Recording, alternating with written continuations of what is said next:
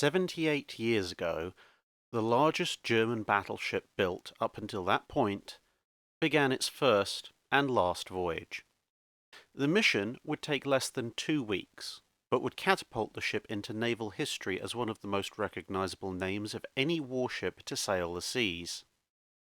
It would, of course, also spark generations of ferocious debate in scholarly articles and online about practically every detail of the ship, its crew, its mission, and its opponents.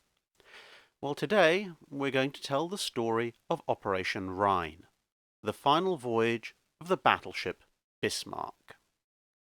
And I say we for good reason, because today we're going to tell the story slightly differently. Part story, part battle report, and told by two different people.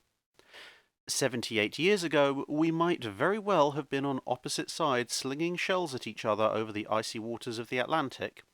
But today, we're working together to bring you the main part of a series of related videos about this very important piece of naval history. So it is high time to welcome my co-host for this video, one Napalm Ratter.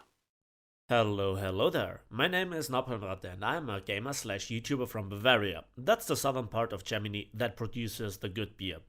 Amongst the very first World War II stories that I heard as a little boy was the first and last voyage of the Bismarck.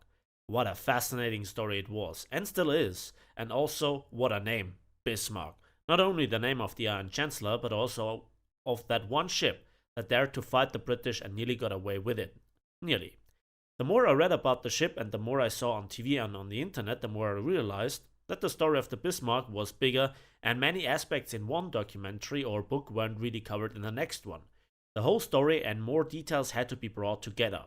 Years later, games such as War Thunder and World of Warships revived my interest in this topic, and I went on the internet and one day came across Drakinifile's YouTube channel. I convinced him to make a video together on this topic. A match made by the gods. A British and a German guy doing a video together about one of the most famous battles and chases in naval history. So now let's find out what are facts, what are lies and or propaganda persisting for decades. So we'll start with a bit of background. The Germans were very well aware that the UK depended on imports of all sorts of materials, both mundane and warlike, to keep itself supplied. Both world wars had seen determined efforts to break these supply chains and thus force the British Empire out of the war. The British, equally aware of this risk, had developed, or rather redeveloped, the convoy system during World War I and had made significant advances in the field of anti-submarine warfare during the interwar period. Admiral Dönitz had wanted hundreds of submarines to do this job, but at the start of the war he had far fewer than this, many of which were coastal submarines that would never be able to operate in the deep Atlantic. Although more U-boats were being built, they were also being sunk at an increasingly worrying rate. So the Kriegsmarine had to try and inflict further damage on Allied shipping using other tools at its disposal. Disguised merchant ships, so-called Hilfskreuzer, heavy cruisers, Panzerschiffe, and the two battleships Scharnhorst and Gneisenau all had been deployed to this purpose with varying levels of success. One of the major issues the German raiders were facing was that with the Royal Navy being significantly larger than its opponents, whilst the Germans had to consider which use they were going to put their few battleships to, the British were simply deploying their old and less modernised battleships as convoy escorts and still keeping the modern battleships in play in operational theatres. This proved to be a highly effective deterrent against surface raiders, as even an old Revenge or Queen Elizabeth class was still more than a match for anything the Germans had sent out so far if it came down to a gunnery duel. Even the two Scharnhorsts had shied away from engaging such a ship, and whilst it's possible they might have won a battle with an old Revenge class, the resulting damage to themselves would almost certainly have seen one or both of the ships lost, either in a fight or shortly thereafter by follow-up attacks, and the convoy most likely would have escaped. However, there was a new card in the Kriegsmarine's hand, the brand new Schlachtschiff Bismarck. Much larger and faster than the old British battleships, it was equipped with the latest German radar and fire control systems, as well as new high-power 15-inch guns with a fast reload system, when it worked. Such a ship could confidently engage almost any convoy escort it was likely to encounter, especially when operating alongside other vessels in a small squadron. At first, the plan was to sail in company with one or two Hipper-class heavy cruisers, as well as the Scharnhorst and Gneisenau. Bismarck's sister ship, Tirpitz, was still under final construction, so getting this ship into the field as well would take too much time. But British airstrikes had damaged both of the smaller German battleships in their anchorages on the French west coast, leaving just Bismarck and Prinz Eugen available for operations. Although a number of light cruisers were also combat ready, the Königsberg and Nürnberg classes did not have either the range or the seaworthiness to be considered useful in prolonged Atlantic operations. Although the Bismarck represented a significantly powerful combat asset, the primary objective was economic warfare, not destruction of military targets, and so, although its participation would allow attacks to be mounted on any convoy they came across, the orders given to Admiral Günther Lütjens were very clear, stating, "The objective of the Bismarck is not to defeat enemies of equal strength, but to tie them down in a delaying action, while preserving her combat capacity as much as possible, so as to allow Prince Eugen to get at the merchant ships in the convoy. And the primary target in this operation is the enemy's merchant shipping. Enemy warships will be engaged only when that objective makes it necessary, and it can be done without excessive risk." As with Graf Spee's expedition at the start of the war, supply ships with both stores and fuel were dispatched ahead of time. Whilst the earlier mission had primarily needed only Altmark, two larger vessels would need multiple resupply stocks. Lütjens had requested a delay, as Gneisenau was in for long-term repair after an aerial torpedo strike, but Scharnhorst might be ready in a reasonable time, and that delay might allow the completion and training of Tirpitz's crew as well, although the former ship would have to meet them at sea, since it was stuck at the other end of the English Channel. However, these requests were denied, despite a certain degree of tactical soundness. Partially, this was to avoid a long period without major German surface raiding, which would in turn allow the British to build up supplies from convoys that only had to worry about U-boats. But there was also politics. Kriegsmarine High Command knew about the upcoming Operation Barbarossa, and land invasion of Russia, which isn't something that a fleet can play all that much of a major role in. Even shore bombardment would be off the cards once the Baltic coast was secure. With that particular adventure sure to cause a huge increase in demand for funding for the Wehrmacht and the Luftwaffe, scoring a major operational success beforehand would increase the Kriegsmarine's prestige first, and thus allow it to fight to keep most or all of its existing funding. Timing was also important in another aspect. In the higher reaches of the North Atlantic, the effects of the seasons were much more pronounced. Sailing earlier in the year meant considerably more hours of darkness and bad weather that could shield any German ships from visual detection, since at this time not all British ships and very few aircraft had functioning search radar. In contrast, sailing in the later summer months could leave any raiders open to spotting by anyone with a pair of functioning eyeballs for between 18 to 20 hours each day in the northern latitudes. To meet the threat from German capital ships, the British had the battleships of the Home Fleet at Scapa Flow. Whilst hardly the dozens of battleships of the First World War, this force was usually kept at between 3 and 4 capital ships, with vessels rotating in and out on other missions. In May 1941, the Home Fleet was slightly weaker than average, with the battleships King George V and Prince of Wales, as well as the battlecruiser Hood and the carrier Victorious. On paper, this was a strong force, but Prince of Wales, and to a slightly lesser extent Victorious, were fresh out of the shipyards, and Hood, despite a refit, was literally on its last legs, long passed over for a major refit and reconstruction due to its interwar status as the flagship. It was mostly keeping moving these days, with engines running on patch-ups, rushed repairs, one replaced turbine, and a lot of hope. Further to the south, Gibraltar could send Force H, the relevant ships being the battlecruiser Renown and the aircraft carrier Ark Royal, whilst in the Atlantic on various missions, mostly convoy escort, were the old battleships Revenge and Ramillies, the newer and far more powerful Rodney, recently relieved from home fleet duties by the Prince of Wales, and the battle cruiser Repulse. These ships, along with air patrols, cruisers, and destroyers, were responsible for an upcoming 11 convoys, including a heavily laden troop convoy. On 5th May 1941, Hitler arrived at Gotenhafen to tour Bismarck and Tirpitz and talk with Lutyens about his plans of the mission.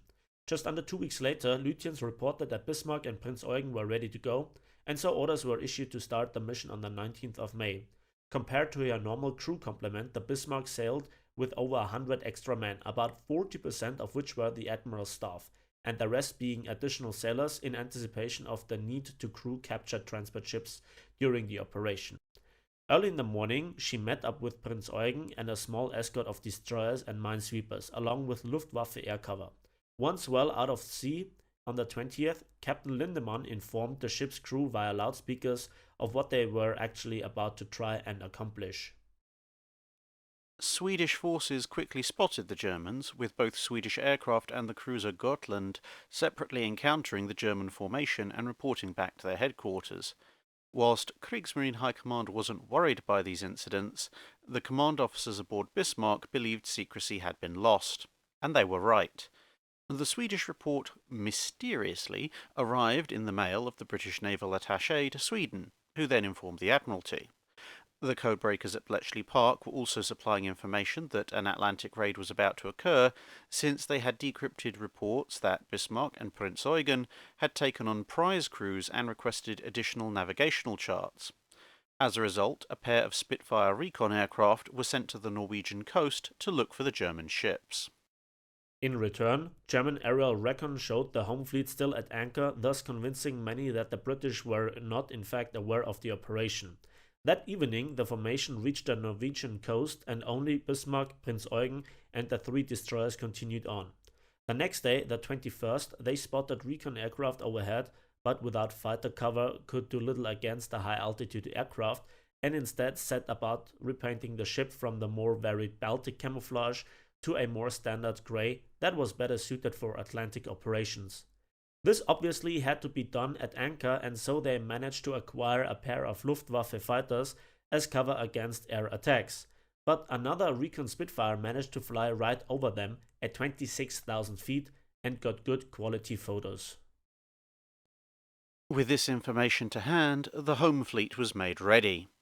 Admiral Tovey ordered HMS Hood and HMS Prince of Wales to reinforce the pair of cruisers patrolling the Denmark Strait. The rest of the home fleet, including King George V and Victorious, was placed on high alert, and an airstrike was launched by the RAF, although they didn't find anything but fog and clouds. It seems odd that Tovey would send a worn-out ship and a brand new ship first, instead of the more operational Victorious and the fully operational King George V. On the other hand, King George V was the flagship, and Tovey likely wanted to remain as close as possible to the latest intelligence. Plus, he needed to gather the rest of the home fleet's cruisers and destroyers. It's somewhat interesting to speculate on what might have occurred had King George V and Victorious been sent out instead, or alongside Hood and Prince of Wales. But that isn't what happened, so we'll press on with the actual history. Knowing that his main battery was still being worked on and might well break down, Captain Leach of the Prince of Wales ensured that civilian experts still trying to fix the issues remained aboard, something that would prove vital later on as events transpired. In Norway, Prince Eugen topped up her fuel stocks, but Bismarck did not, despite now being 1,200 tons short on a full load of fuel. Again, as events would occur, this would prove to be a significant decision. By early morning on the 22nd, the ships were back at sea with the destroyers turning for home, whilst the 2 larger ships headed north. At lunchtime, they began to turn west for a run into the Denmark Strait. Beyond it lay the Atlantic and many rich and tasty convoys. In the early morning hours of the 23rd, Bismarck and Prince Eugen increased speed to 27 knots, now technically breaking the speed limits for urban areas, to make a fast passage into the open ocean, activating radar and at the same time listening for the sweep of British surface search radar. Mist and fog rolled in, and whilst visibility reduced to less than 4 kilometers, they began to see ice floating around them. Not wishing to go down in history as an especially heavily armed version of the Titanic, speed was reduced to 24 knots, and the ships began to maneuver to avoid the worst of the ice. Around dinner time, they noticed HMS Suffolk, a County-class heavy cruiser, had snuck up to just under 14,000 yards away, as it appeared on both radar and hydrophone systems. Prinz Eugen signaled that it has also intercepted radio traffic. Suffolk was reporting their position. Suffolk realised the odds were against her and quickly fell back out of gun range and began to shadow her targets, joined a few hours later by her sister ship HMS Norfolk, which began to drift closer. Too close, in fact, as Bismarck opened fire, and with a number of salvos dousing the Norfolk with water and shell splinters, the ship vanished into a fog bank after laying smoke, reporting the engagement back to the Admiralty. Another small but vital piece of the puzzle slotted into place, as Norfolk reported Bismarck was leading the Prinz Eugen. This was true, but after the gunfire died down, it was discovered that the concussion of Bismarck's own guns had knocked out its main forward radar set. As a result, Prinz Eugen was ordered to take the lead with its still functioning radar. As the night drew on, Suffolk detected the German formation turning back on itself and heading towards them. Without radar, the Germans would have emerged from a rain squall at point-blank range, but thanks to their radar, Suffolk and Norfolk were able to take the appropriate evasive action in time to avoid being shelled again, instead sitting annoyingly off the German sterns and radioing their location, course and speed to anyone who would listen. Aware of the weaknesses in Hood's armour protection, Admiral Tovey thought about ordering Prince of Wales to sail ahead of Hood, the idea being that the better protected Prince of Wales could draw the German fire, especially from Bismarck, which they still believed was in the lead. But Tovey concluded that micromanaging another ranking flag officer remotely from Scapa Flow was not justified, and so he left Holland to make his own tactical decision. Vice Admiral Holland's plan aboard Hood was actually fairly well thought out. Hood and Prince of Wales would target Bismarck, whilst Suffolk and Norfolk engaged Prinz Eugen, again on the assumption that Bismarck was the lead ship. Whilst he informed Prince of Wales of the plan, he didn't tell Suffolk and Norfolk for fear of the signals being intercepted and thus ruining the surprise. So far north, the sun didn't set until very late, and he was hoping to approach from the darkness with the German ships silhouetted against the setting sun, the same situation Admiral Spee had forced on Admiral Cradock at the start of the First World War, only in reverse. A surprise attack like this would allow the British warships to close in before opening fire, negating some of the fears over Hood's armour and allowing for what would hopefully be a devastating opening broadside.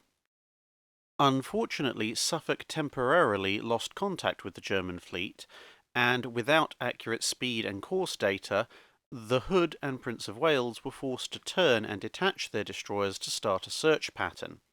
Nevertheless, Vice Admiral Holland had guessed right, and the two forces were on a collision course. Only the reduced visibility prevented the two sides from spotting each other in the gathering gloom, with the German ships altering course early in the morning as a result of spotting ice, which took them back out of range.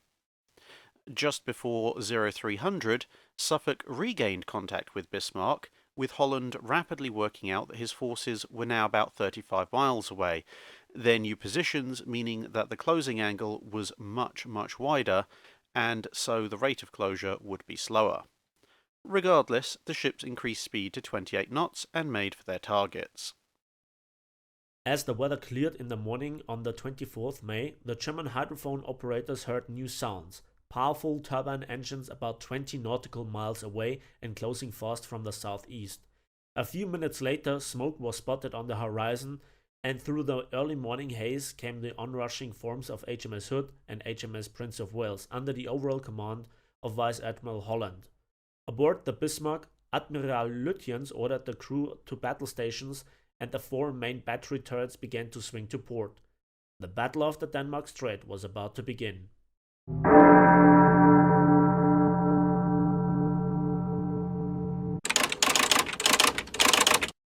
0535, 24th of May 1941. Lookouts aboard HMS Prince of Wales spot the German ships at 15 nautical miles distance. Holland has three options: join Norfolk and Suffolk in following Bismarck, Hold position until Tovey arrives with King George V victorious, and both his own escorts and the destroyers that Hood and Prince of Wales had detached earlier, or commit to an immediate attack. After a couple of minutes evaluating options, he decides the seas are too rough for destroyers to have any real role, and Norfolk and Suffolk are too far away to catch up in time, and so he orders his ships to begin closing for action. 0552. At about 26,500 yards, Hood opens fire. Still operating on previous intelligence, Holland's flagship begins action against the leading vessel, believing that it is Bismarck. In fact, it is Prince Eugen. HMS Prince of Wales is already engaging Bismarck, and after several minutes, Holland will realise his mistake and realign his fire towards Bismarck as well. But vital minutes and salvos are already being lost, and the fire control solution will need to be recalculated once the error is realised. Knowing that Hood's deck armour is insufficient for a long-range engagement, he is determined to close that range, but with the unfavourable angle due to his late arrival, the angle of closing means that Hood's rear two turrets and Prince of Wales' rear quad turret cannot be brought to bear as the ships close, leaving the British with only a 2-gun advantage in battleship-grade weapons. That advantage halves as one of the 14-inch guns ceases to work after the first salvo. Suffolk and Norfolk are racing to catch up, but the high speed of the capital ships leave them out of range and closing at less than walking pace. The situation is further complicated by the Germans having the weather gauge. Although more often a term heard in the age of sail, the wind in this case is high enough that it means that the rangefinders on the British ships' turrets are being drenched with spray, and the smaller ones mounted higher on the ships needed to be used instead. 0553, 24th May 1941. The Bismarck increases speed to 30 knots, closing on the Prinz Eugen in front, currently going at 27 knots. The main artillery is ready to open fire, and the first artillery officer, Lieutenant Commander, in German Korvettenkapitän, Adalbert Schneider, asks permission to do so, but no answer comes back. Hood's second salvo falls close to Prinz Eugen, whilst Prince of Wales' second salvo lands close to Bismarck. Slightly long and with only 5 shells instead of 6 because the malfunction in the forward quadruple turret. Lieutenant Burkhard von Müllenheim-Rechberg, 3rd artillery officer and in charge of Bismarck's aft rangefinder, receives an order from Admiral Lutyens to keep an eye on the 2 British heavy cruisers, which are in visual range but out of accurate gunnery range. 0554. Hood and Prince of Wales change course, turning 20 degrees to port to allow the Prince of Wales' aft quadruple turret to bear, along with Hood's 2 rear twin 15-inch gun turrets. As this order is given and the ships begin to turn, Hood fires her 3rd salvo on Prince Eugen, and Prince of Wales fires her 3rd salvo at Bismarck, both missing but with the shells tracking in closer every time. 0555. On the Bismarck, Schneider asks for permission to fire for a second time. As he is speaking, another salvo from Prince of Wales lands, this time all around the ship, showering it with water and splinters. The Admiral has still not authorized firing, but Kapitän Lutyens takes matters into his own hands. Ich lass mir doch nicht mein Schiff unter meinem Marsch wegschießen. Feuer öffnen! Or in English, I will not let them to shoot my ship out from under my ass. Open fire! Prince Eugen soon sees a signal flag flying to target the first ship in the British line, the Hood, and Kapitän Brinkmann informs his own gunnery officer of their target. Both ships open up fire almost at the same time, with the forward turrets firing a few seconds before the rear turrets, allowing the Germans to make 2 sets of observations per salvo. Aboard Prince Eugen, which has been carefully calculating the range repeatedly for the past few minutes as Hood's shells march closer and closer, the first 4 shells are long, the second set straddle the target but score no hits. All of Bismarck's first salvo are short and too far ahead. Still at 0555, Hood fires a 4th salvo at Prince Eugen. Again, no hits, whilst Prince of Wales fires her 5th salvo at Bismarck. yet another gun seizing up in the forward quadruple turret immediately after, leaving only 4 guns available from the forward turrets for the 6th salvo. But this salvo is the first on either side to score a hit. 1 shell hitting Bismarck on the bow, punching clean through the ship before detonating in the sea. Although no explosive damage had been caused, fuel lines were severed and the hit is low enough that as oil poured out, water poured in, eventually adding up to over 2,000 tons of unwelcome Atlantic inside the hull. 0556. Bismarck continues firing at the hood. The second salvo is long and behind the hood, landing between the 2 British ships some distance behind their line. However, Prinz Eugen's second salvo is more on target. The first group of 4 shells are short, but the second set are on target and a single hit lands between the second funnel and main mast. It seems this hit set fire to either ready use 4-inch anti-aircraft ammunition, some anti-aircraft rocket launchers, or possibly both. Prinz Eugen fires a third salvo at hood, but misses. Ted Briggs, up on the compass platform of Hood, reported, "I was flung off my feet. My ears were ringing as if I had been in the striking chamber of Big Ben. I picked myself up, thinking I had made a complete fool of myself, but everyone else on the compass platform was also scrambling to his feet." Commander Tiny Gregson walked out almost sedately onto the starboard wing of the platform to find out what had happened.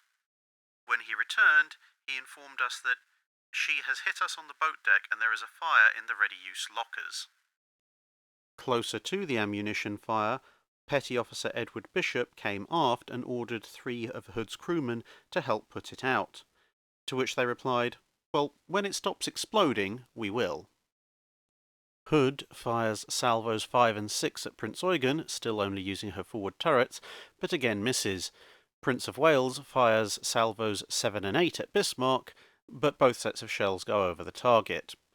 Despite the 20-degree turn to port ordered a couple of minutes earlier, the 2 British ships were still firing only with the forward turrets. Norfolk and Suffolk are closing in, but are still out of range.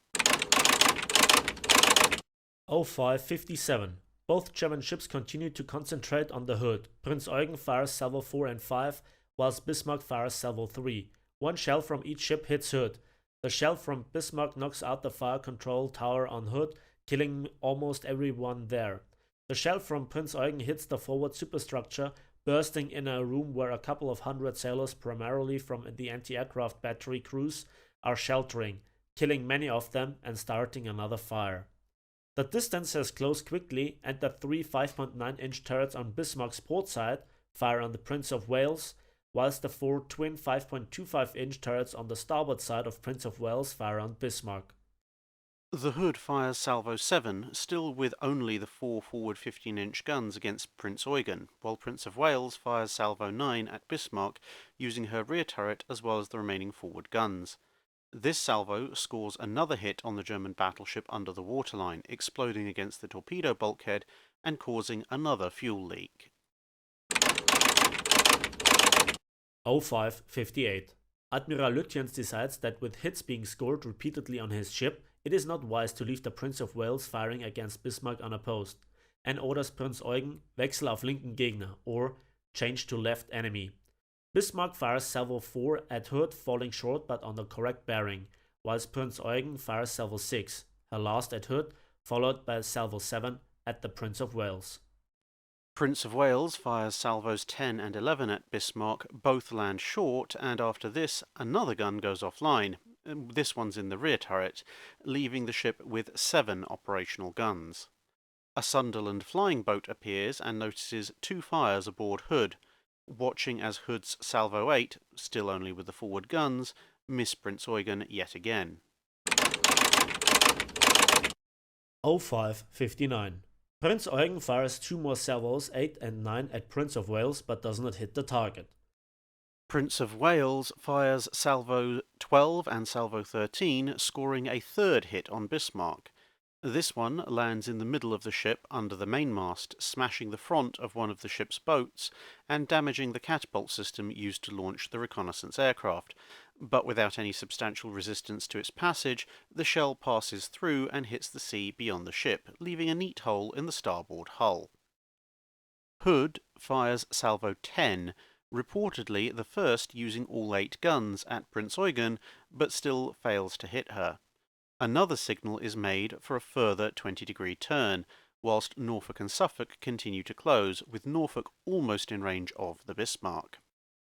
With Vice Admiral Holland ordering the raging ammunition fire on Hood's main deck to be left to burn out, Ted Briggs reports, Chief Yeoman Khan passed the word onto the flag deck, where surprisingly someone still seemed to be capable of obeying orders. 2 blue, flag 2 a blue pendant, went up the yardarm. I remember musing, well, not everyone on the flag deck is dead then.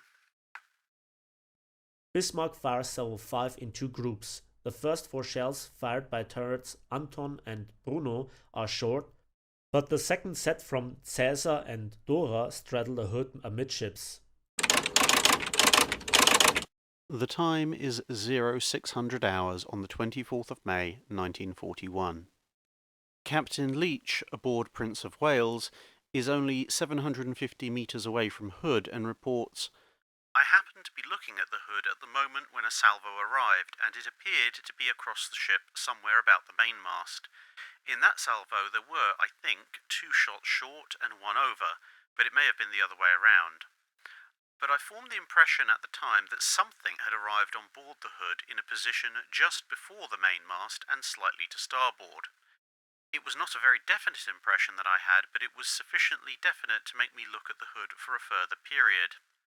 I in fact wondered what the result was going to be, and between 1 and 2 seconds after I formed that impression, an explosion took place in the Hood, which appeared to me to come from very much the same position in the ship. There was a very fierce upward rush of flame in the shape of a funnel, a thin funnel, and almost instantaneously the ship was enveloped in smoke from one end to the other. Able seaman Ted Briggs reports, As the Hood turned, X-turret roared in approval, but its Y twin stayed silent. And then a blinding flash swept around the outside of the compass platform. Again I found myself being lifted off my feet and dumped headfirst on the deck. This time, when I got up with the others, the scene was different. Everything was cold and unreal.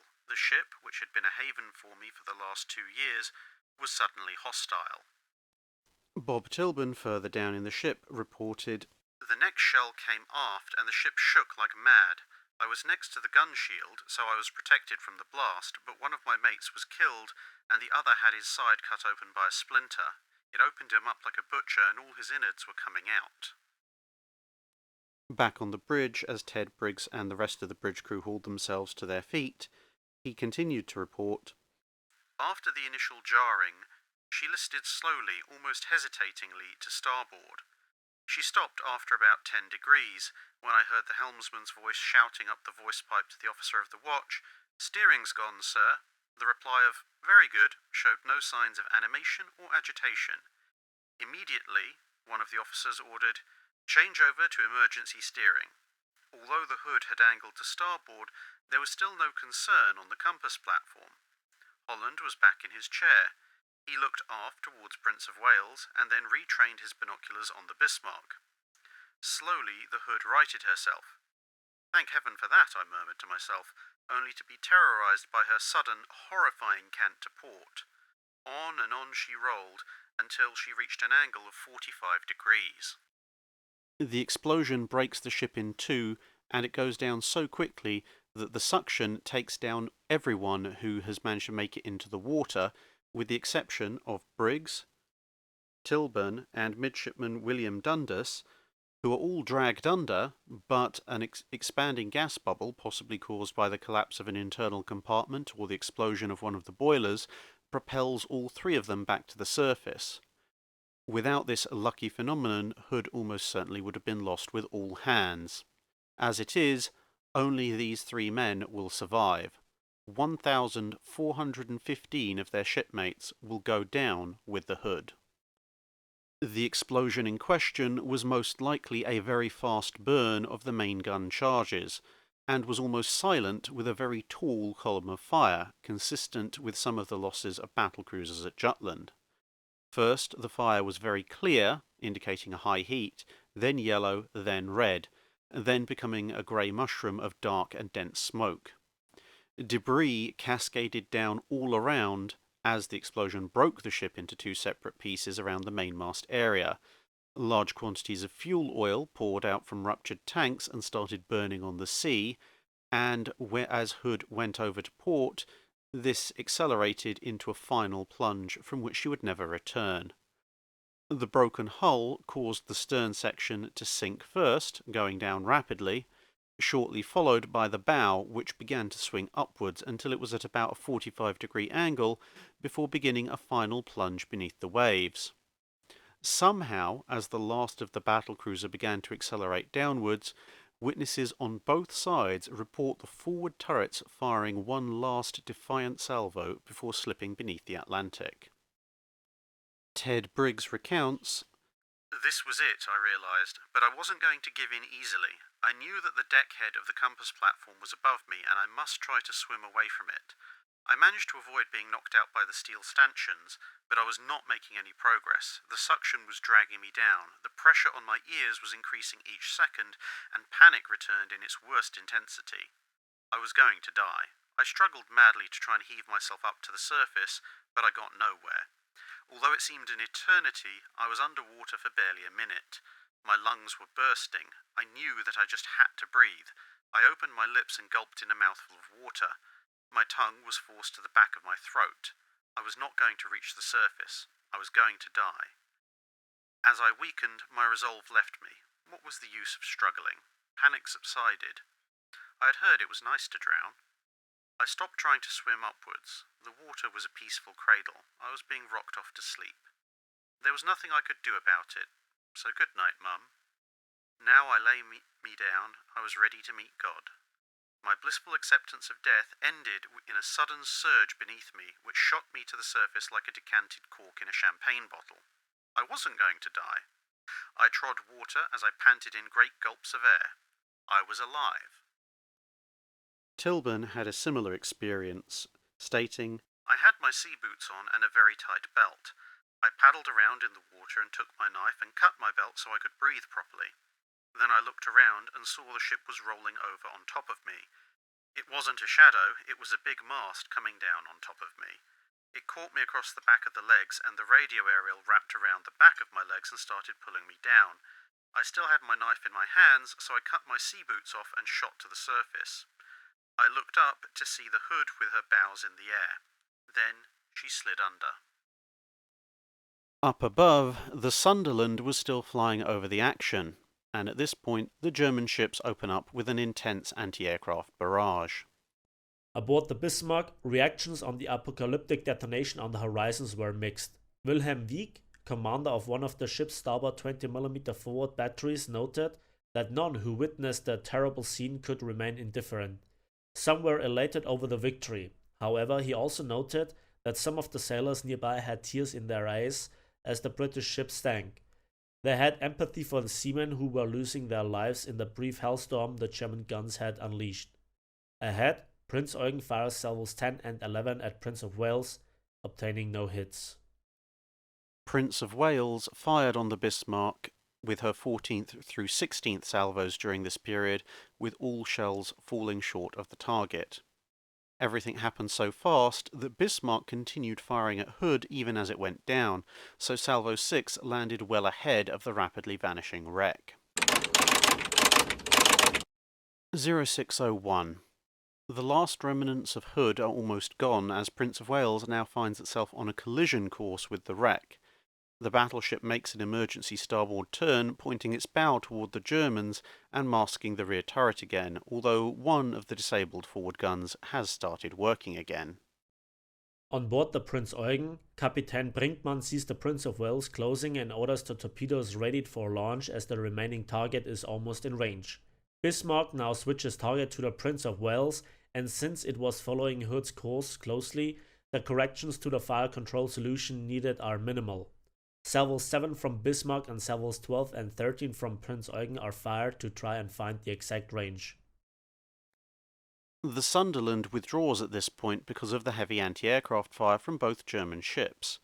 Prince of Wales is now under fire from the main and secondary batteries of both German vessels. Her own salvos 17 and 18 land short, not helped by the violent turns she is having to make to avoid what is left of Hood. 0602. Bismarck fires Salvo 8 and hits Prince of Wales on the bridge. It does not explode, but its passage kills almost everyone there, although not the captain. This causes the ship to temporarily cease fire as the ship turns to port to disengage.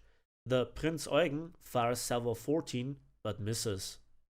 Just a few minutes too late, Norfolk opens fire on Bismarck with 3 8-inch salvos from 21,800 yards that all fall short. Further behind, Suffolk is still out of range. 0603. Oil fires on the surface are all that's left of Hood as Prince of Wales turns 160 degrees to port and covers herself with a smokescreen as it attempts to disengage.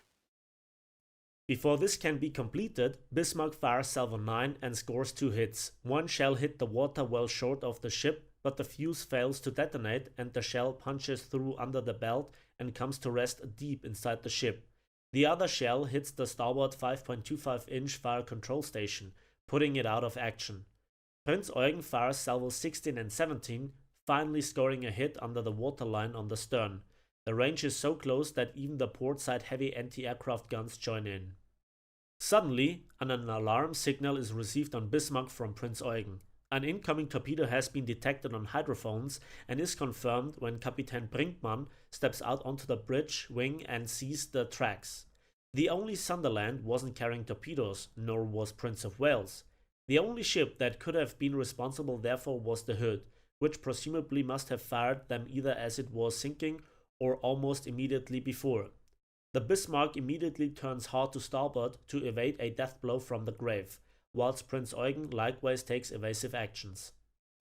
Hood may thus inadvertently have saved Prince of Wales from sharing its fate, as this evasive action has given the ship some breathing room to fully establish the smokescreen as it withdraws, and fires its 19th salvo from the rear turret, falling well short as both firing ship and target are now moving rapidly away from each other. Seeing this, Norfolk ceases fire and Suffolk hangs back. 0604. The Bismarck fired her next salvo and landed one last hit on Prince of Wales, destroying the port side crane and some boats, making a hole in the second funnel and damaging the Walrus seaplane left on deck. After having made her evasive turn, Prinz Eugen fires salvo 18, scoring 2 hits, one off the stern below the waterline and the other near the fourth 5.25-inch turret, but this shell does not explode.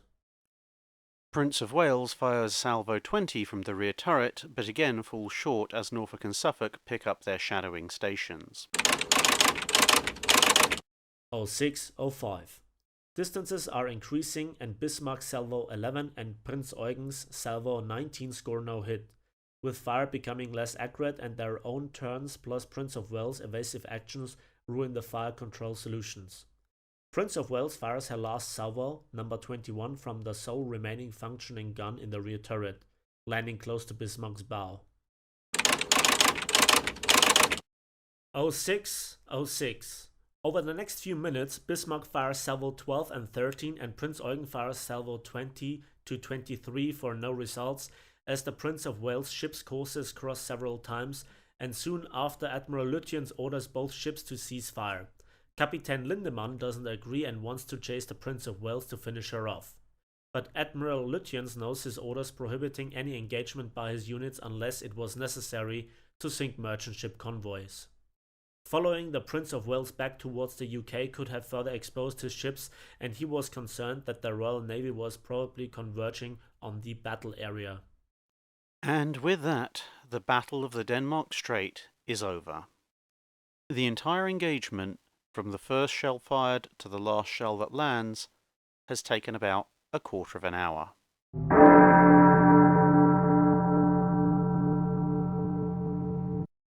Aboard Prince of Wales, crew and civilian technicians work feverishly, eventually bringing all but one gun back online before lunchtime. Shortly after the withdrawal is complete, Suffolk fires 6 salvos in the direction of Bismarck, having mistaken a radar contact with an aircraft for Bismarck herself. She was actually well out of range. With the loss of Hood and Vice Admiral Holland, local command fell to Rear Admiral Wake Walker aboard Norfolk. Technically, once Prince of Wales' main battery was operational, he would still have the odds in his favour if he closed in with Norfolk and Suffolk in support of the battleship. But he also knew that many other heavy units were available, and there was no guarantee that Prince of Wales' guns wouldn't start to fail again.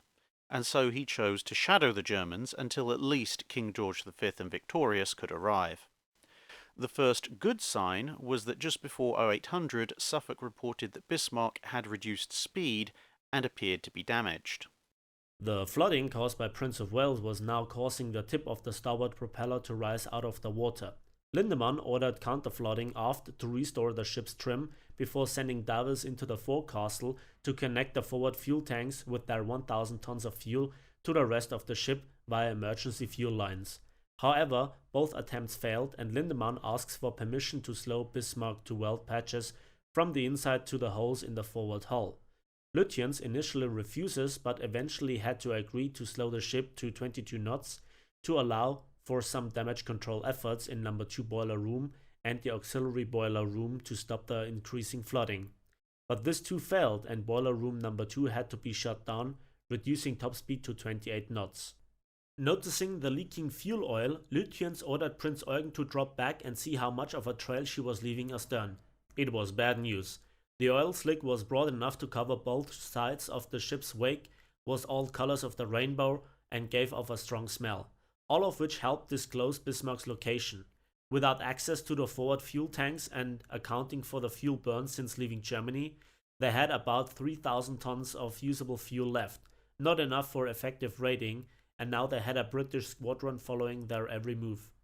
Lutyens concluded that he needed to abort the mission and head to a dockyard for repairs.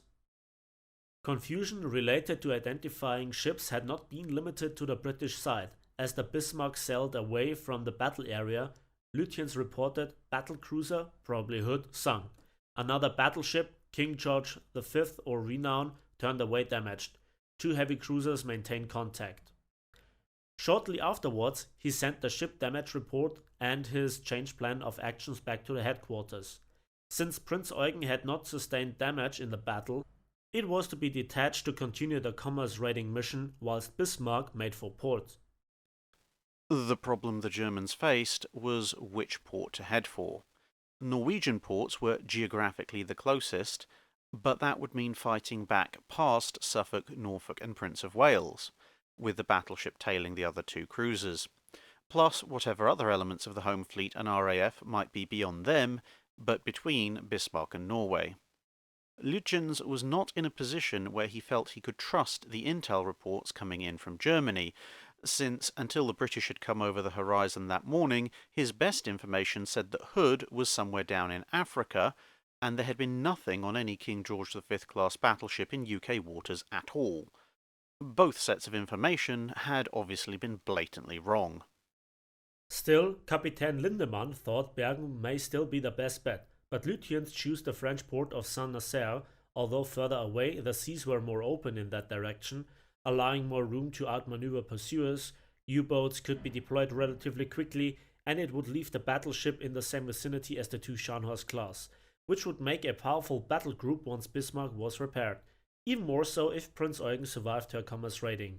The French port was also far better equipped with dry docks and other heavy naval infrastructure that would be useful for making repairs to such a large ship, especially if the damage they'd taken got worse or if they suffered additional damage in battle on the way there. In Germany, the news was received with a mixture of confusion and elation. The latter is easy to understand, with Joseph Goebbels' propaganda ministry publishing the reports of the destruction of the Hood enthusiastically, whilst in German high command, Lutyens' relatively brief signal had left them wondering exactly what his plans were. Some thought he was heading straight for France, others thought he might refuel first from a tanker, still others that he might try to engage either warships or merchant ships along the way. In the background, a few intelligence analysts were probably quietly given some one-way tickets to join the other soldiers preparing for Operation Barbarossa. Naval High Command was split over whether to give Lutyens explicit orders or not. but eventually a decision was taken that the Admiral was probably the best one to take decisions, as he would know the situation much better than anyone at home. In the UK, the British public was shocked by the loss of the Hood. Whilst the ship itself going down was unwelcome, it could be expected in a battle with a brand new battleship of about the same size. But this was compounded with the speed of the destruction. Hood going down after a slugging match with Bismarck was one thing. Simply exploding like the worst horrors of Jutland with little to show for it was something else entirely. However, amongst the Royal Navy, the shock effect passed quite quickly, and all of a sudden Bismarck found itself in a similar situation to someone who's wandered into an old pub, had a few drinks, and just won a fistfight with one of the regular patrons. Then looked around to find dead silence and practically everyone else in the building, from the old gentleman with the hat and cane to a pack of youngsters over at the main table, all slowly turning to stare in their direction and start reaching for the nearest object that wasn't nailed to the ground. The Royal Navy ordered all warships in the area to join the pursuit of Bismarck and Prince Eugen. Tovey's remaining ships of the home fleet were on an intercept course, along with the 3 ships that were already following Bismarck. The Admiralty further ordered the light cruisers Manchester, Birmingham, and Arethusa to patrol the Denmark Strait in the event that Lütjens attempted to retrace his route. The battleship Rodney was mid-Atlantic escorting RMS Britannic and was headed to Boston Navy Yard for a refit, but quickly turned round and ramped its old engines to well beyond the red line, plunging through the Atlantic swells at well over its original design speed, despite the boilers already being almost shot and now practically coming apart at the seams. 2 old Revenge-class battleships, similarly employed on convoy escort, also entered the fray. HMS Revenge steaming out from Halifax in Canada, whilst HMS Ramillies left convoy HX-127. The battlecruiser HMS Repulse was also escorting convoys and likewise joined the search. From Gibraltar came the battlecruiser HMS Renown, the aircraft carrier Ark Royal, and the rest of Force H, including the cruiser HMS Sheffield. Off the African coast, another battleship on convoy escort, HMS Nelson, was ordered to make best speed to Gibraltar to take on fuel and then join the effort. In total, at least 60 warships, including at least half of the Royal Navy's active capital ships, were all heading for Bismarck's last reported location. Blissfully unaware of the hornet's nest that had been stirred, Lütjens was trying to get Prince Eugen to break off without alerting his pursuers. Although the weather had gotten worse, the traditional method of sailing into a rain squall wasn't so effective when your enemy had radar and the first attempt failed. About an hour and a half later, a second attempt was made, this time with the slightly more compelling distraction of Bismarck turning back and running straight at the British ships. Suffolk was forced to evade, whilst Prince of Wales and Bismarck exchanged about a dozen salvos without any hits scored on either side. Once the German battleship had resumed course, the Prince Eugen was nowhere to be found, just as planned. The British soon found themselves facing another problem. Although the hits by Prince of Wales had caused Bismarck to lose speed, it could still make something in the region of 27 to 28 knots, which meant that the only remaining capital ships capable of catching it were HMS Renown and Repulse, and no one was particularly keen to send them in unsupported after the loss of HMS Hood. Unless some way could be found of slowing down the German ship, it would reach Luftwaffe air cover and then safe port before any substantial force could be brought to bear. Therefore, the following day, Tovey detached HMS Victorious from King George V in order to conduct a torpedo bomber strike. With the carrier almost as new as Prince of Wales and still also in the process of working up, all she could muster on board were 6 Fulmar fighters and 9 swordfish, who then nearly attacked HMS Norfolk and a random US Coast Guard cutter that, for some bizarre reason, was in the mid-Atlantic. This alerted Bismarck to the incoming air assault. Rear Admiral Curtis, commanding 2nd Cruiser Squadron, signalled Victorious, "Please convey my sincerest good wishes to all who are flying tonight. They have a wonderful chance to avenge Hood and gain a success which will be invaluable to our cause. Good luck." As the British aircraft flew in, the Bismarck's anti-aircraft battery opened up. whilst the main and secondary batteries were ordered to fire high explosive shells into the sea ahead of the Swordfish to create huge plumes of water, with the idea that these would either break up the attack, force torpedoes off course, or, if they were very lucky, destroy an aircraft that happened to fly into one of the plumes. In the event, none of the Swordfish were shot down, and they all managed to successfully drop their torpedoes. 8 of the 9 either missed or were evaded, with the last hitting amidships, where the armoured belt and torpedo defences were thickest. The damage caused by the torpedo hit itself was minimal, 1 dead and 5 injured from the shockwave throwing them into the steel bulkheads, with some minor damage to electrical equipment. Ironically, the other 8 torpedoes could have been said to have caused more damage than the one that actually hit, as in the efforts made to evade them, the constant and rapid changes in speed and course loosened the temporary matting that was plugging the forward shell hole, which allowed more water in and forced the shutdown of the port number 2 boiler room. Combined with additional water ingress, this forced the ship to slow down to 16 knots for some time until the matting could be repaired, which allowed speed to increase again, with the ship proceeding at 20 knots to conserve the limited fuel reserves in order to guarantee that they would actually make the French coast. Their work was briefly interrupted by another exchange of fire between Bismarck and Prince of Wales, again with no hits, and once the flooding was contained, the ship was slowed again down to 12 knots to allow for manual fuel lines to be rigged, salvaging some of the fuel stuck in the forward tanks, which gave the ship more reserve fuel for high-speed engagements, and also lightened the bow by a few hundred tons, further helping the ship's profile and speed. With the main body of the chase now heading south across the seas used by various convoys, there was a real risk of stray U-boats, and the British ships began to zigzag just in case. However, with the ships trailing to port at the start, this means the portside aspect of the zigzag takes them the furthest away from Bismarck, critically just out of radar range. In the early morning hours, Lutyens waits for his moment, then breaks west to starboard, keeping up the turn to eventually end up circling around, so that Bismarck is now behind the British. Finding Bismarck gone, and assuming that it had simply sailed west, Suffolk headed out in that direction, but of course finds nothing. As dawn breaks, Norfolk and Prince of Wales join the search, but of course they're looking entirely the wrong way, as Bismarck now quietly resumes its course for France. This is very bad news for the Royal Navy. Many of the ships called in were already on other duties and so have limited fuel stocks remaining, enough to head for a rendezvous, but not enough to add hours or days of high-speed searching to their tasks. Now, a comedy of errors begins. British ships are heading south and west, away from him, but Lutyens seems to be unaware that he has finally shaken off pursuit and sends a series of long radio messages to Naval Group West HQ in Paris, revealing his position for all to see. Then the errors are compounded further as the coordinates are plotted wrongly on King George V, making it look like Bismarck has doubled back towards the Denmark Strait, causing the home fleet to turn in that direction.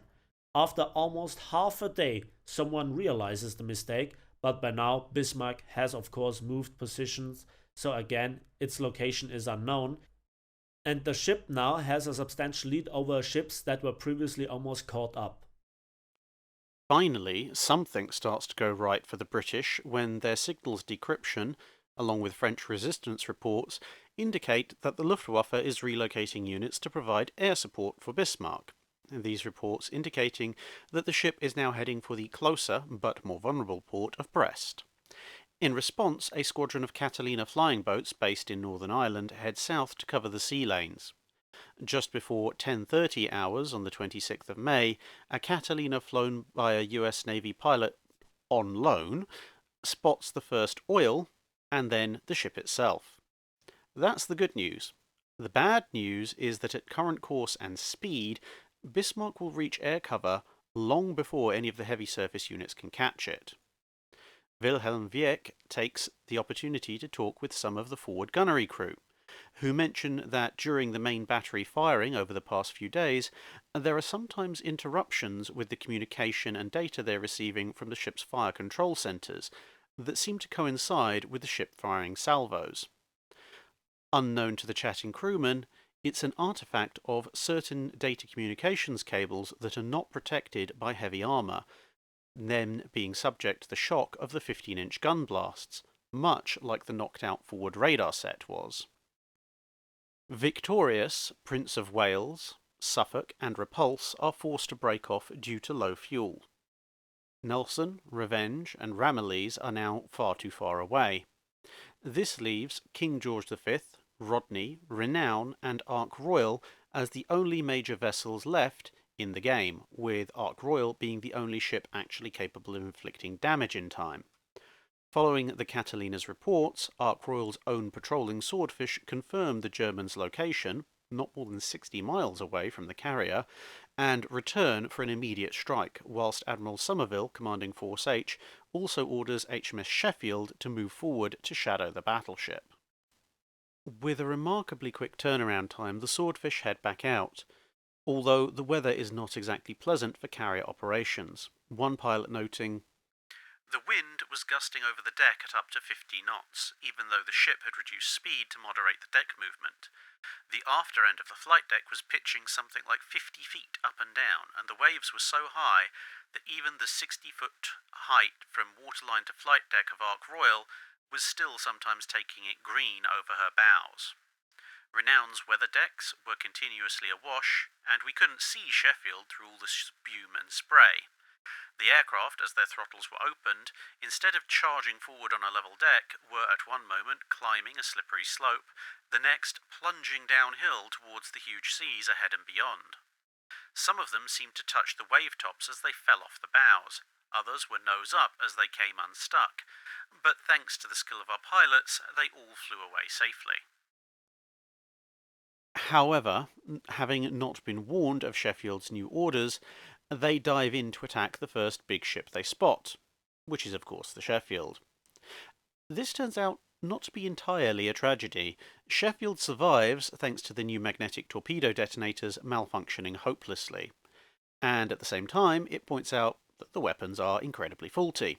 An attack on Bismarck by this squadron would have actually been worse than useless, as it would have taken the pilots too long to get there and then come back to rearm for a follow-up strike with working weapons before it became too dark. Sheffield restrains her anti-aircraft gunners, with the captain and other members of the crew settling for hurling abuse and shaking fists at the aviators. Beating a hasty retreat and now working against the clock as daylight begins to fade, Ark Royal rushes to rearm its aircraft with torpedoes that use the conventional contact detonators, and at 1910 hours, the last chance to stop the Bismarck takes to the skies. This time, they are aware of the Sheffield, as Charles Friend, an observer in one of the Swordfish, observes. "Making all of 50 knots with our full loads, we rumbled off in the right direction. We had sighted Sheffield below us before the subflight following Tim Cood's lead climbed into the low cloud. When we popped out through the top, there was not another aircraft in sight. Tony said, 'Where,' I asked, 'is the Bismarck?' 'Don't know,' I replied, 'but I know where Sheffield is,' and gave him a course to steer. Sure enough, we reached the shadowing cruiser as we came down through the cloud. We flew low past her, and I made 'Where is target?' by Aldous lamp. 'Enemy bears 185, distant 10 miles,' came the helpful reply." Thus, using their erstwhile target as a marker point, and with the cruiser helpfully indicating "Bismarck this way" to anyone who was interested, the aircraft headed off in the right direction. Sheffield almost pays the price for this as she strays too close and Bismarck opens fire on the cruiser. Straddling the ship before the Swordfish swooping down give the crew somewhat more pressing concerns. 15 Swordfish make their attacks in the teeth of German anti-aircraft fire. Despite their aircraft being riddled with fragments and almost every one of the crew being injured in some way, the remarkably resilient Swordfish plough on. Terry Goddard is flying another of the Swordfish. "I had estimated it would be 9 minutes to Bismarck, and just before 9 minutes, all around us is thundering noise. The whole aircraft shook as if there were a number of express trains roaring by us. We figured Bismarck had opened fire on us. In actual fact, she had opened fire on Sheffield, but we had found her, so down we went. Ice was peeling off the wings, and I couldn't see a bloody thing. The altimeter is spinning, spinning and spinning, and we break into the clear at about 600 feet, and there's Bismarck on our starboard bow. She was a fire-spitting monster. Everything was coming at us, and she was illuminated. Awesome. This ship was just magnificent. She looked exactly like a battleship should. I mean, scary and everything, but just a beautiful ship. Once the attack has started, it's all about the pilot. The observer and the air gunner, well, we just stand by and get really excited watching what's going on. You're not thinking you're going to be killed, you're thinking you're going to hit this thing and that's it. The more you turn the aircraft around, the more chance they get to hit you, so we just went straight in. We got as low on the deck as we could and went straight. The Bismarck was on our port side and she just got bigger and bigger. The flak is bursting over our head, well, above us. The small arms fire is pretty well all around us and hitting us every once in a while, but we get in to drop the torpedo, do a quick turn away. Looking back, shortly after the turn, I see a large black and white explosion on the Bismarck. It's high and wide. Obviously, it is a torpedo hit. There's no other aircraft near us, so there's no doubt that it was the torpedo that we had just dropped. I tell Stan, and he grunts. He's busy doing various manoeuvres on the deck. I give a message to the air gunner that we have scored a hit. Milliner thought he'd seen something too. Right after the attack, the shooting stopped. We were in the clear. The last aircraft to arrive is the one with Charles' friend on board. She, that's the Bismarck, seemed to be in the middle of a slow turn to port as Tony put us into a shallow dive.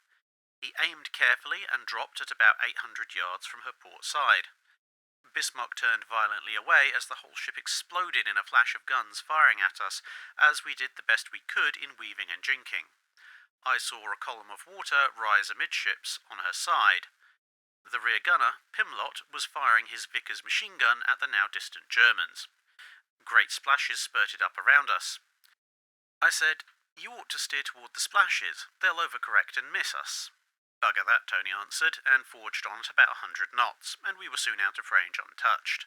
Returning to Ark Royal, we flew low past Sheffield, giving her a thumbs up. At the debrief, we were discovered that we were not the only string bag to lose touch in the cloud. Our whole subflight had lost the leader. Tim Cood's leading subflight, with another aircraft from further back, had attacked first. Next, the other two of our subflight attacked after obtaining a bearing by radar, both being hit by shrapnel. The rest attacked in quick succession. Several other aircraft had been hit by Bismarck, but only 2 of the crew were badly wounded. The earlier crews had observed one other hit on Bismarck's starboard side aft and noticed her swing to port. The hit amidships did little damage, but the hit aft strikes the port side at the stern of the ship. The rudders are jammed by the explosion at 12 degrees to port. The ship begins to steam in a large circle. The crew working frantically and manage to get the starboard rudder working, but the port rudder refuses to budge. With only 3 screws and one of those on the center line, there is not enough differential propulsion power to hold the ship on course using the engines alone. An idea is floated to blow the rudder off with explosives, but Lutyens dismisses this since the amount of explosive needed would run the risk of opening up shock damage caused by the torpedo strike, and also more importantly, it would likely cause some damage to the screws. If that happened, the ship would be completely dead in the water. As night closed in, the Bismarck continued steaming in its large circle, while Lutyens sending a final signal, "Ship unmaneuverable, we will fight to the last shell. Long live the Führer." Naval HQ sends back a series of messages, but it turned out that reading these messages, which praised the crew's upcoming doomed but valiant sacrifice, had a somewhat depressing effect on morale. Bismarck fired on Sheffield again, which withdrew to be replaced by 5 destroyers, which were ordered to keep contact instead. Despite all this, Lindemann decides Bismarck is not going to go quietly, ordering a signal to naval headquarters that her weapons and engines are intact even if the steering is not effective. He says they may be able to hold on until assistance arrives, either in the form of Luftwaffe bombers, U-boats, or even Turks to tow Bismarck to one of the French Atlantic ports. Vice Admiral Karl Dönitz has ordered all available submarines to converge on Bismarck and defend her. However, none are in range to reach the ship before the British catch her, although U-556, commanded by Kapitän Leutnant Herbert Wohlfahrt, crosses path with the Ark Royal and Renown. With no torpedoes remaining and the ships moving at speed, Wolford was left in impotent fury as he watched prime targets pass by and swiftly disappear. Although ostensibly assigned to keep an eye on the battleship, the destroyers become drawn into a prolonged active engagement, with various ships in the flotilla ducking in and out of gun range, with Bismarck salvos coming close but never landing a hit. The crew thus were kept at action stations throughout the night as star shells and torpedoes streaked in. No hits were reported as scored by the German crew, but the constant action drained them, whilst ORP Piorun, a Polish destroyer that was part of the flotilla, trolled the battleship by flashing "I am a Pole" at them with its signal lights, whilst firing with everything they had, right down to the light anti-aircraft armament. An officer aboard HMS Cossack worries that the Polish ship might even try and ram the battleship, and observes, "Piorun appeared to be working independently, and she was firing 4.7-inch guns and whatever other armament she had, going in and firing them off. They did daft things like that. They'd fight anybody." These attacks also have a useful secondary effect of draining Bismarck's ammunition stocks. As the primary and secondary batteries have already been in action several times during the voyage, the secondary battery especially begins to run down on its shell stockpile over the course of the engagement, with some theories stating that a few of Bismarck's secondary batteries would later run out of ammunition before being destroyed. As dawn rose on the 27th of May 1941, more and more British ships began to appear over the horizon. The weather was overcast with rain squalls and a fresh gale blowing from the northwest. The swell of the waves was somewhat high, and the British vessels observed that although Bismarck's fire control and main battery were still in good working order, her attempts to steer seemed to be largely fruitless, the strong wind pushing the ship back around when it periodically made attempts, presumably using the ship's propellers, to steer a course. This dictated the tactics. The Norfolk and the cruiser Dorsetshire were manoeuvring around to flank the battleship, whilst King George V and Rodney were ordered to close the range quickly by steering nearly straight for their quarry. Tovey stated this was to give the Bismarck the smallest possible target and get into closer and more accurate range for the main part of the battle, with the additional hoped-for effect of rattling the nerves of the exhausted crew at the sight of two battleships bearing down at them at full speed. The crew of Bismarck had been kept awake all night by the destroyers, whilst aboard the British battleships, their own gunnery crews had also been kept locked at action stations for much of the night. As the ship's speed varies between 7 and 10 knots and its own guns begin to train out, the last battle of the Kriegsmarine Schlachtschiff Bismarck was about to begin.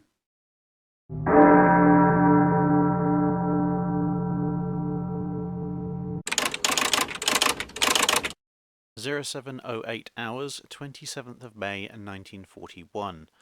Admiral Tovey uses signal lights to send his tactical instructions and intentions to Captain Dalrymple Hamilton aboard the Rodney.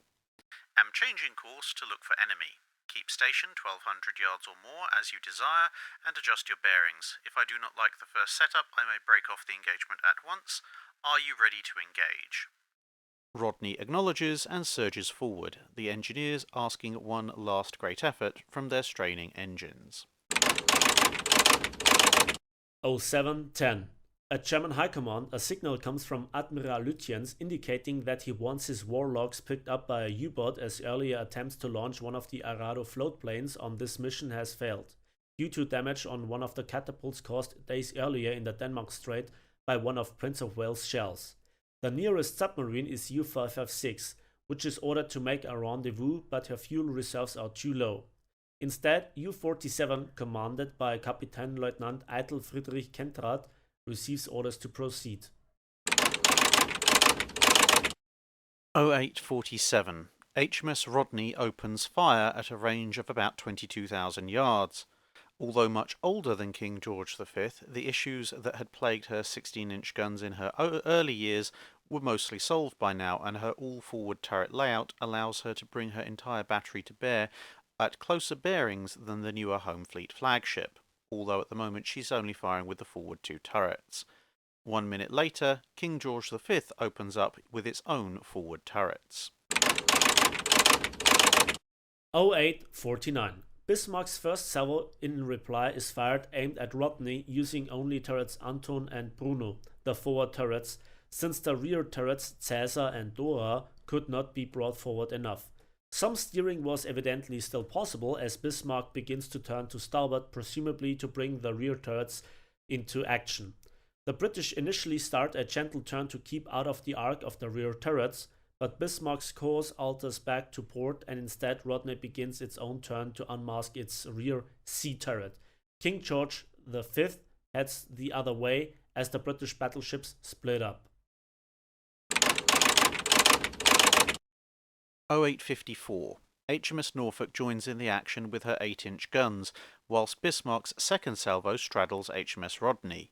Some splinter and shock damage jams one of Rodney's underwater torpedo tubes. As the shells plunge in, a young officer aboard King George V watches the sea around Rodney erupt. He is sure the other battleship has been hit, and it must surely be about to share the fate of the Hood.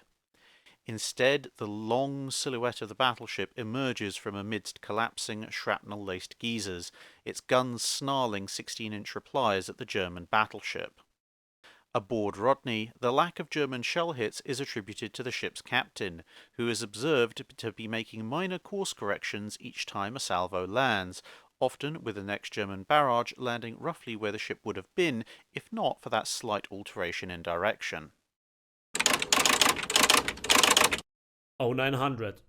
Bismarck switches fire to King George V as the range closes. The secondary batteries on all three battleships now begin to come into play, and aboard the Bismarck, several officers are keeping themselves busy trying to work out which shells are coming and which are going. The air is so thick with artillery that spotting the supersonic projectiles is actually becoming very easy. 0902 to 0912. Reports in this 10-minute period are quite confused as to what the precise order of events is, with different survivors and differing ships' logs all presenting the same events in slightly different orders. But what is clear is that in very quick succession, the Bismarck takes a series of devastating hits. A 16-inch shell from Rodney lands squarely on the forward superstructure. The shell explodes, shredding the main fire control director along with several hundred men who were sheltering at the base of the bridge tower, as well as wiping out the bridge and almost certainly everyone on it, including Admiral Lütjens and Captain Lindemann. Splinters from this hit also sever most of the fire control communication cables, leaving only the rear fire control station at the other end of the ship as the only one with the ability to seriously direct the ship's remaining guns, and this station is only able to communicate with the rear turrets. Another shell, some reports say from the same salvo, others claim fired shortly thereafter, is visually tracked by crewmen on HMS Rodney all the way to the front face of turret Bruno, where there is a flash of impact and moments later a colossal explosion as the several hundred-ton armour plate that makes up the back of the turret exits stage right at high speed. The force of the blast apparently also disables turret Anton, which, in any case, now has no way of receiving fire control data from outside the turret. In the middle of all this, HMS Dorsetshire joins in the action, and a 5.9-inch secondary turret on Bismarck explodes from a hit of unknown origin. 0913. 4th Artillery Officer Kapitänleutnant Müllenheim-Rechberg has taken up responsibility for the main battery and directed 4 salvos from the aft guns against the King George V. But just as he feels he has the range, his station is knocked out by a 14-inch shell from his target. A heavy shell has torn the entire rangefinder array clean away, leaving only a hole in the cupola roof. A meter or so lower, and the crew would have been gone as well. Turrets Caesar and Dora then direct their fire individually against HMS Rodney, who begins firing speculative torpedoes as well as unleashing every gun aboard that has the range. 0919. Bismarck is rapidly becoming a burning funeral pyre as repeated 16-inch, 14-inch, 8-inch, 6-inch and 5.25-inch shells hammer home. Fires are everywhere, jets of steam from ruptured lines are observed, and thick black smoke billows from a number of ragged tears in the ship. 0921. Turret Dora is put out of action as one of its own shells detonates prematurely inside the right-hand barrel. 0925. Bismarck starts to show a distinct list to port even as a heavy caliber shell tears off a large chunk of the remaining superstructure.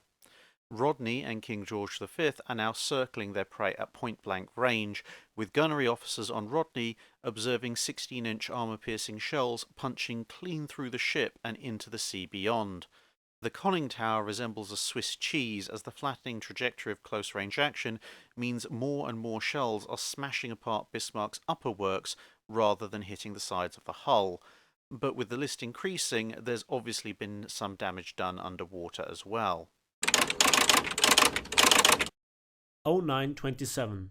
Turret Anton briefly comes back to life and fires one last salvo.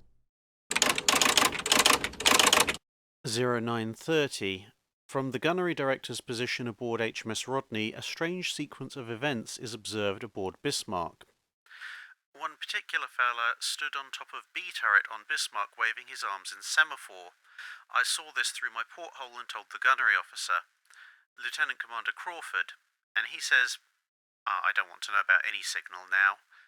So then she flew black flag from the top of the yardarm, and that was, we want to parley with you. But Crawford wasn't having that either. So then she started blinking with her semaphore with her Morse lamps on the yardarm, 4 lamps at a time, and he said, I don't want to know, don't report any more of that. And so she was for it. Then we saw this fella semaphoring too, and just at that moment a 16-inch shell hit the turret underneath him, and he just froze there. That was very sad, but it was her or us. At the time, the Bismarck's colours are flying, while some of her guns are still firing. Those attempting to surrender may have been taking unilateral action, as they are in parts of the ship that have been most vulnerable, most damaged, and communication throughout the ship is patchy and heavily disrupted, so they likely have no word from the surviving senior command officers. 0931. Turm Caesar fires its last salvo before taking several hits and being knocked out. Deep below, a rescue team tries to free sailors trapped in an ammunition magazine, but when raging fires threaten to trigger an explosion, the order is given to flood the space. Everybody within it is drowned, but it buys some time for the rest of the crew. What is left of the forward superstructure vanishes into a rising column of fire as flames begin to spread. A shell plunges into this inferno, and moments later the main mast is seen to be toppling into the sea. 0940. The main battery has been silent for some time, but a handful of secondary guns are still active. Von Müllenheim-Rechberg is telephoning through the ship to see who is in command, but can get nothing but dead lines, and men telling him they are evacuating their posts and fire or smoke overwhelm them. 0945. Bismarck is nothing but floating wreckage, but nobody strikes her ensign, the internationally recognised signal for surrender. Really, at this point the flames and flying debris are so intense it's unlikely anyone could, even if they wanted to. There is also no feasible way for the British to capture her. They expect Luftwaffe bombers at any moment, and U-boats are thought to be nearby. So the British ships continue pouring in shell fire. The range is so short that the shells are leaving shockwaves on the water as they streak in and hit the side of the ship. Turret Anton is blown apart by a direct hit. Rodney's gunnery officer decides to fire all 9 of his ship's 16-inch guns at once rather than in staggered salvos, a somewhat dangerous proposition as the shock could damage the ship beyond the cosmetic injuries they've already inflicted on themselves. For example, there isn't an intact plate or mirror for at least 3 decks below the turrets. Large sections of the ship's wooden planking over the main deck are splinters and memories. All 9 shells that are fired are seen to hit the Bismarck, some going right through and skipping away over the ocean. But the German ship remains stubbornly afloat. 0952. Rodney fires another full salvo, this time scoring 6 hits. Glowing metal debris is sent flying through the air. 200 men trapped by warped hatches in the front canteen compartment are the victims of one of these shells, creating mountains of flesh and bone, according to one German sailor who comes across the scene later on. Rodney launches more torpedoes, and Dorsetshire closes in to do so as well. Sporadic 5.9-inch secondary fire is still coming from the German ship, but is hopelessly inaccurate. Rodney reports a hit, possibly 2, with its torpedoes. If so, it has now become the only battleship to ever successfully torpedo another battleship in combat. 1000 hours. Aboard Ark Royal, a new wave of swordfish had been launched earlier to ensure Bismarck's destruction. They now arrive on the scene to report, "It wasn't raining on the morning of the 27th, but the weather was still ugly, with the ship still pitching up and down, although not so much green water over the bows. The atmosphere was much more relaxed, almost carefree, which was down to the fact we'd all survived. Nobody had been shot down. We really did want to go in again. I think we wanted to get there before the home fleet did. Then we were delayed about 2 hours, partly because of the weather. As we approached Bismarck, the weather was better. We were at about 2,000 feet. Bismarck was surrounded by battleships, cruisers, and destroyers. She was being mercilessly pounded. Her A turret was gone, and the after turrets were still firing. She was steaming about at about 7 knots, if that. The bridge was gone. There was just a big black hole billowing black smoke. She was a mess, and the gunfire was just ceaseless." Fearing these might be enemy planes, King George V's anti-aircraft gunners open fire on the Swordfish, but miss. Hoping they can make a contribution to putting Bismarck under, the Swordfish circle overhead, but are ordered to stay away. "We asked permission to attack and were told no, we couldn't attack, that we should stay away. Now, why do you suppose that was? Well, there was no way the Fleet Aeron with its torpedoes was going to sink the Bismarck. Tovey was going to sink the Bismarck with guns. No aircraft was going to do it. It was really irritating, cruising around with a bunch of torpedoes still hung up and not being allowed to attack. The subsequent reason given was they didn't want us to be subjected to gunfire. There was no bloody reason the home fleet couldn't have stopped firing for a minute while we went in and attacked." First Officer Hans Oehls ordered the men below deck that he could reach to abandon ship and instructed the engine room crews to open the ship's watertight doors and prepare scuttling charges, although the ship was at this point already noted to be sinking due to progressive flooding. Gerhard Junak, the chief engineering officer, reports that he ordered his men to set the demolition charges with a 9-minute fuse, but the intercom system broke down and he sent a messenger to confirm the order to scuttle the ship. The messenger never returned, so Junak primed the charges and ordered the crew to abandon the ship. 10-15 hours. The Bismarck is a wreck, without a gun firing, on fire, fore and aft, and wallowing more heavily with every moment. Men could be seen jumping overboard, preferring death by drowning in the stormy sea to the appalling effects of the continued gunfire. Some of Bismarck's hatches are so buckled and crumpled, men wearing life jackets cannot squeeze through. Many exits are reported, blocked by a struggling mass of men whom officers could no longer control. Those who do manage to make it outside aim to dash across the deck and throw themselves overboard. Blinded and choked by smoke and flames, some instead tumble through large shell holes into the inferno below. The smart ones wait until there is a momentary lull in the firing and then make their bid to reach the sea. First Officer Oehls rushes throughout the ship, ordering men to abandon their posts. After he reaches the deck, a huge explosion kills him and about 100 men. Wilhelm Wieck has managed to find himself at the aft end of the ship where there is a bit more control, and hears an order given to abandon ship. Stepping past glowing rents in the deck that seem to go down forever, he makes it into the ocean and swims desperately away as he hears the hiss of seawater vaporizing to steam with every swell of ocean against Bismarck's sides, indicating massive internal fires. Given what he has observed on his journey along the length of the ship, he doubts anyone could have survived to set demolition charges in the depths of the ship. Finally, one at a time, The British ships begin to cease firing, first Rodney, then Dorsetshire, and finally, 6 minutes later, King George V. 1020. The shortage of fuel oil in the British battleships has become acute. It's not merely a matter of having sufficient oil to reach harbour, there is also the possibility of damage to fuel tanks by a near miss from a bomb or a hit by a torpedo, exactly the kind of damage that has sent Bismarck to France for repairs days earlier, and so a reserve is needed. As they break off, Tovey orders any ships still with torpedoes to use them on Bismarck. Engineering officer Unak and his comrades report hearing explosions that they assume are the demolition charges detonate as they make their way up through the various levels. 1022. Having received no orders to abandon ship but realizing Bismarck is done for, von Müllenheim-Rechberg has waited until all the firing has stopped before leading his team out onto the upper deck to make their own escape.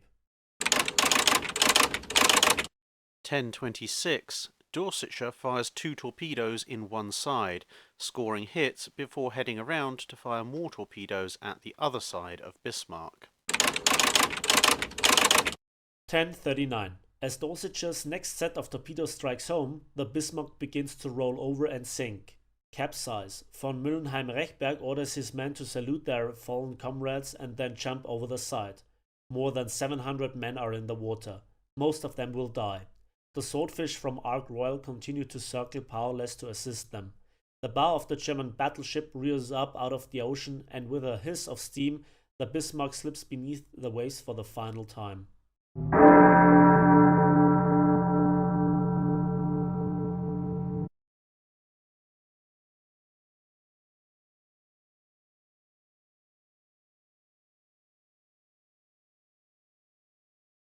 In the aftermath, some survivors who see HMS Dorsetshire closing to rescue survivors believe it is there to finish off anyone still alive.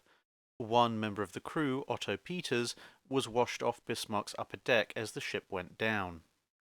The second wave took me out of the Bismarck. I tried to get away from the ship as quickly as possible, and it was raining and stormy. But anyway, one tries to live. I tried to swim to this ship, and I could see it very clear.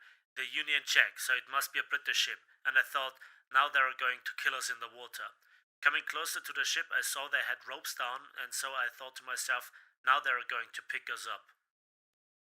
Some German sailors, either misinformed or indoctrinated to believe the enemy will kill them rather than provide rescue, unfortunately swim away from Dorsetshire, while one officer shoots himself with a pistol.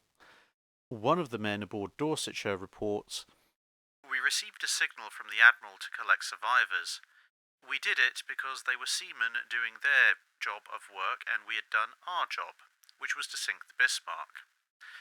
We weren't far from Bismarck, extremely close in fact, and scrambling nets and various bits of equipment were made ready to help get survivors aboard. There was no question at all in our minds that they were sailors who wanted saving. Well, of course, a county-class cruiser has got a lot of freeboard, so they needed quite a lot of assistance in getting up there. I saw quite a few of the Germans being pulled out of the water, but most of my time was spent delivering messages quickly and then back up to the bridge. A 10,000-ton cruiser like Dorsetshire has no anti-submarine detecting equipment and is a tempting target if you happen to be a U-boat. The first thing on Captain Martin's mind was the safety of his own ship, and there was a warning from one of the lookouts on the bridge that they'd seen what was possibly some evidence, a sort of haze, of a submarine in the area. The captain turned around to me and ordered me to go and see the commander on the quarterdeck to tell him to throw all available rafts over the side. He would be getting underway immediately to clear the area, and that is what happened, although we were still able to pick up what survivors we could. I've seen bits in library books, and someone's actually underlined and made a comment saying we left German survivors in the water, deliberately stopped picking them up. Captain Martin could not afford to risk his ship, and the Germans understood that. There were 750 men under Captain Martin's own crew that were very much on his mind. It is likely that what they spotted was U-boat U-74, arriving to pick up the war logs of Admiral Lütjens. Some sign of her was spotted by a lookout on Dorsetshire, which would sadly condemn many survivors to a slow death in the freezing waters of the Atlantic. Other U-boats arriving later and searching for survivors would find only wreckage and corpses. Those saved by Dorsetshire included Lieutenant von Mullenheim-Rechberg. During the time the British cruiser was stopped, one of her own midshipmen jumped over the side to help wounded Germans scramble up the ship's tall sides. Another officer accounts, "The captain gave him quite a good talking to. Of course, as Dorsetshire had to leave, he risked being left behind. Captain Martin told him quite bluntly he shouldn't have done it. He'd been trying to rescue a German who was badly injured and help him get out of the water, and fortunately he was able to get back on board before we left." U-74 would surface and pull 3 of the battleship's men from the sea, whilst the weather ship Sachsenwald also saved 2 of Bismarck's sailors. The destroyer HMS Maori picked up a further 25. Along with Dorsetshire's haul of 86, that made 116 men out of Bismarck's 2,365 strong complement. One of the survivors aboard Dorsetshire died of his wounds and was buried at sea with full honours, although not with a Nazi flag, but rather the German naval ensign. However, out at sea, Wilhelm Wieck still had a lot of suffering to go through before he could reach safety. Our group was soon scattered by the ocean swells. The day was dawning to an end. The British ships disappeared on the horizon, in all directions. As far as the eye could see were pieces of floating debris. When night fell, only Hermann, who had worked in the engine room, and I were left, together in the water. The sea got rougher and the waves surged higher. Suddenly I realized that I had lost Hermann. There wasn't a sign of him anywhere. I panicked. I was cold and frightened. We had been trained to be ready to die for the fatherland, but at that moment the idea of dying a hero's death did not appeal to me at all. I wanted to live, even alone, in the middle of a heaving, hostile black ocean. A stream of memories flooded my mind. I recalled my childhood in Recklinghausen, a coal mining town in North Rhine-Westphalia. I thought of my dear father, who was a miner, and of my mother, my sister, and my 3 brothers. When war broke out, I was enrolled in the Navy in Goldenhaven, where my military training started. When I embarked on the Bismarck, I was the only son left in the family. One of my brothers died from sickness, another one lost his life in the mine, and yet another was killed during the invasion of Poland. The cold brought me back to reality. There I was in the middle of the ocean. I felt a sudden urge to pray, for I did not want to die. Overwhelmed with a fear and aching all over, I remembered that my grandmother had taught me the Lord's Prayer. It was the only prayer I knew, and I repeated it incessantly during the night. As the hours passed, my fear subsided and calm came over me. When at long last day dawned, I was completely exhausted. The sea got rougher and I started vomiting. Then, overcome with fatigue, I began to doze and eventually went off to sleep. Another day dragged by with alternating periods of wakefulness and sleep. Then the second night set in. By then I was suffering severe thirst, my limbs were stiff from the cold, and I started getting cramps. I thought that the night would never end. Dawn broke at last, bringing a third day. I fell into a semi-coma, losing all notion of time. And in that state, I just made out the sound of an engine before I lost consciousness. He was found 75 miles away from the point where Bismarck had gone down. In total, the 4 British ships had fired more than 2,800 shells at Bismarck and scored more than 400 hits. Junak, who had abandoned the ship by the time it capsized, observed no underwater damage to the ship's starboard side.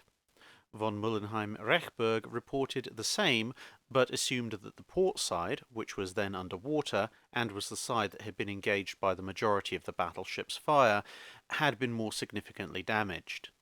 In the end, it is impossible to say with certainty exactly what was the final blow to Bismarck, but it is clear that the ship was going down, albeit slowly, before the order for scuttling was given or the final torpedoes fired. Survivors' accounts also differ significantly depending on where they were in the ship during the battle. In the end, though, Bismarck was going down. Exactly which package of explosives caused it to sink at 10:39 hours, and not sooner or later, is in the end likely irrelevant. Back in the UK, the consequences of the battle ranged wildly. Admiral Tovey reported to the Admiralty, "The Bismarck had put up a most gallant fight against impossible odds, worthy of the old days of the Imperial German Navy, and she went down with her colours still flying." Meanwhile, moves were made to court-martial Wake Walker and Captain John Leach of Prince of Wales on the grounds that they were wrong not to have continued the battle with Bismarck after Hood had been sunk. Admiral Tovey, horrified, got into an argument with his superior, Admiral Sir Dudley Pound, threatening to resign his position as commander of the Home Fleet and appear at any court-martial as the defendant's friend and defence witness. Rather unsurprisingly, nothing more was heard of the proposal. A British Board of Inquiry quickly investigated the cause of Hood's explosion and produced a report. But due to being such a rush job, it was pointed out that not all the evidence had been collected, and so a second Board of Inquiry was called, which also looked for similar weaknesses in other British capital ships in light of the probable causes of the explosion. This board agreed with the first inquiry's conclusion that a 15-inch shell from Bismarck had caused the explosion of Hood's aft ammunition magazines. This led to refitting some older battleships with increased deck and magazine protection and other related improvements, but the precise cause of Hood's sinking remains a matter of hot debate to this day.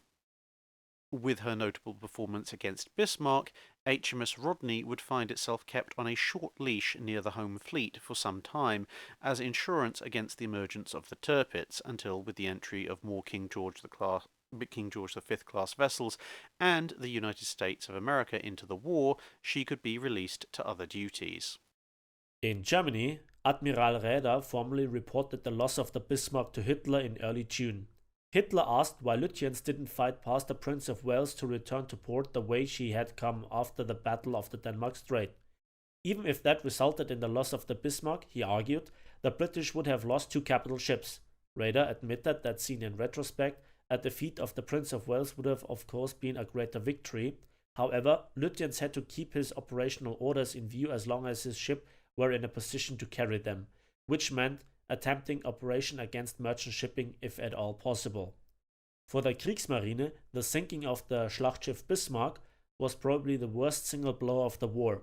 Shortly after, and as a result of Operation Rheinübung, the Germans would abandon the use of heavy surface warships against Atlantic convoys and concentrated their efforts on U-boats, whilst Germany's capital ships would be staged and up in Norway, menacing Arctic convoys instead. The wreck of Bismarck was discovered in 1989 by Dr. Robert Ballard, who had previously found Titanic. The wreck rests upright almost 5 kilometres beneath the surface.